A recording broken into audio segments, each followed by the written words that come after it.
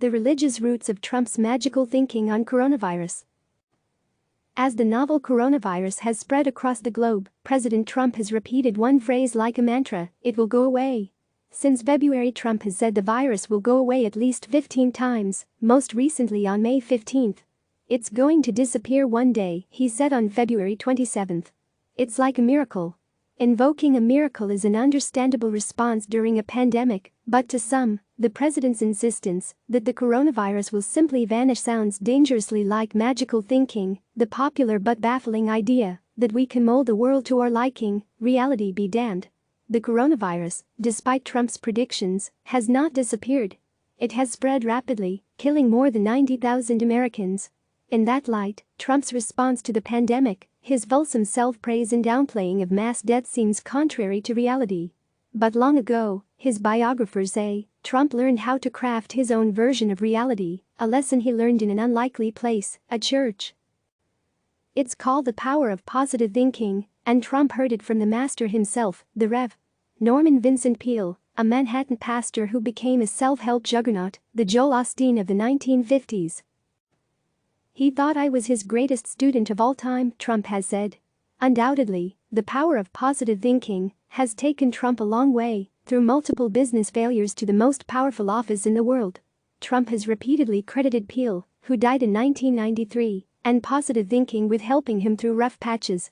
"I refuse to be sucked into negative thinking on any level, even when the indications weren't great," Trump said of the early 1990s, when his casinos were tanking and he owed creditors billions of dollars.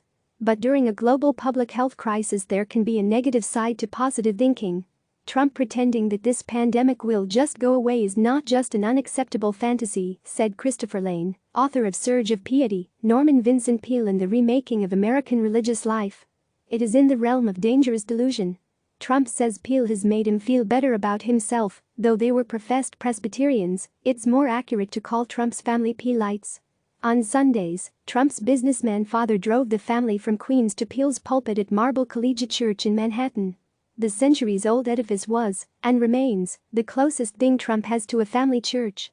Funerals for both of his parents were held there, and Peale presided over Trump's marriage to Ivana at Marble Collegiate in 1977.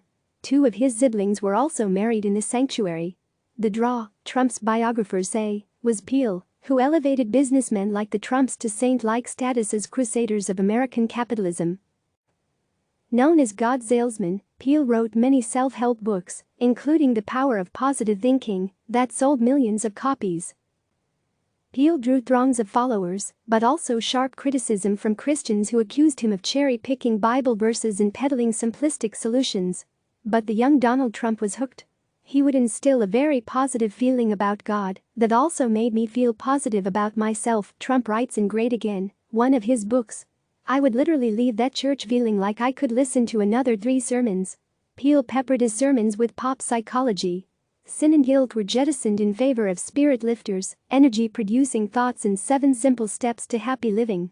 "Attitudes are more important than facts," Peale preached, a virtual prophecy of our post-truth age. "Formulate and stamp indelibly on your mind a mental picture of yourself as succeeding," Peale writes in The Power of Positive Thinking. "Hold this picture tenaciously. Never permit it to fade." Peale has also influenced Trump's spiritual advisors to this day. Trump surrounds himself with Peale-like figures, particularly prosperity gospel preachers. One of his closest spiritual confidants, Florida pastor Paula White, leads the White House's faith-based office and is a spiritual descendant of Peale's positive thinking, with a Pentecostal twist. In a Rose Garden ceremony for the National Day of Prayer earlier this month, White quoted from the Bible's book of Job, "If you decree and declare a thing, it will be established."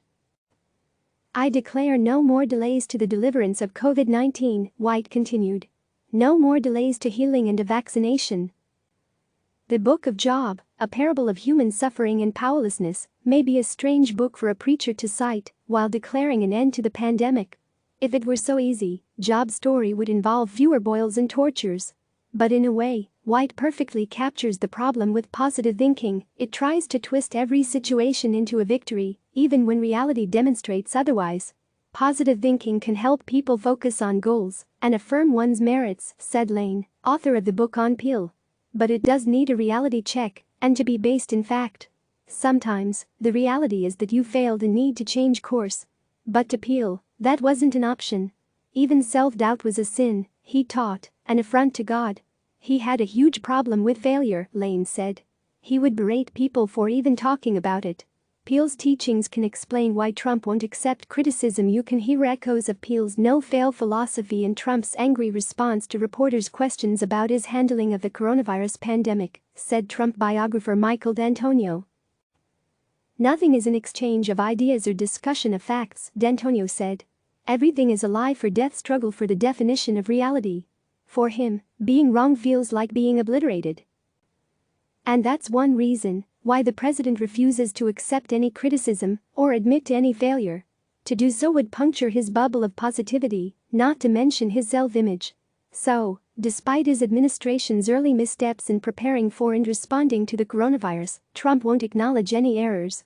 Instead, he has misled the public, claiming in February that the situation was under control when it was not, promising a vaccine is coming very soon, which it is not, and falsely insisting that anyone can get tested when they could not and many still cannot. Still, when asked in mid-March to grade his administration's response, Trump gave himself a perfect score. "I'd rate it a 10, he said. "I think we've done a great job." Trump's self-appraisal might not match reality. But Peel would be proud. Click subscribe to receive the latest news.